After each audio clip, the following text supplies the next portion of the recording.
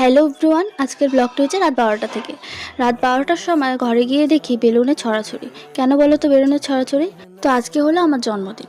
বাড়ির সবার জন্মদিন বা কোনো বিশেষ দিনে আমি সবাইকে সারপ্রাইজ দিই, আমার জন্মদিনে তো কিছু দিবেই, তাই না? রাত 12টায় সেভাবে সেলিব্রেশন করা হয়নি, কেক কেটে কেক খেয়ে এইভাবেই সেলিব্রেশন করা হয়েছে। আর ওইদিকে দেখো পুটু কিরকম তাকিয়ে আছে কেকের দিকে। ও তো কেক খায় না, তাই ওকে চকলেট খাইয়ে দিলাম।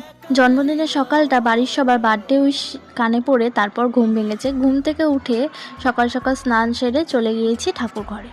ঠাকুর ঘরে যাওয়া মানে তো ঠাকুরকে পুজো দেওয়া, তো ঠাকুরকে পুজো দিয়ে দিনটা শুরু করলাম আজকে। তারপর মার সাথে চলে গিয়েছিলাম মন্দিরে। আমার বাড়ি থেকে মন্দিরের দূরত্ব হাঁটা পথে মাত্র 10 মিনিটের।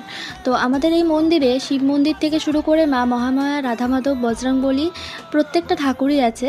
তারপর ঠাকুরের এখানে পুজো টুজো দিয়ে হাতে প্রসাদ নিয়ে চলে এলাম বাড়ি। বাড়ি এসে সাদা আলুর তরকারি আর পুরি খেয়ে আজকের সকালটা এইভাবে কাটালাম।